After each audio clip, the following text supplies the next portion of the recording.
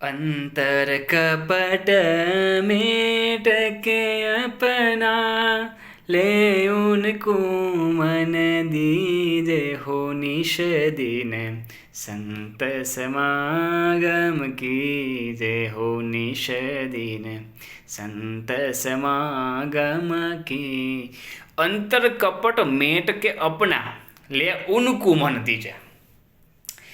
ભગવાનના સાધુની પાસે જ્યારે જઈએ ને, ભગવાનના સાધુનું જ્યારે સમાગમ કરીએ ને ત્યારે અંતર કપટ, અંદરની અંદર તમારી અંદર જે કંઈ પણ કપટ ભર્યું હોય, જે કંઈ પણ થયેલી ભૂલ હોય એનો સાધુની પાસે એકરાર કરી દેવો.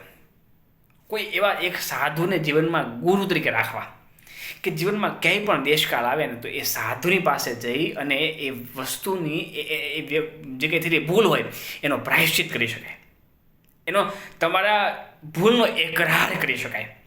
જ્યારે કોઈ સાધુની પાસે સાચા મનથી ભૂલનો એકરાર થાય ત્યારે એ વસ્તુનું ખરેખરમાં પ્રાયશ્ચિત થતું હોય છે.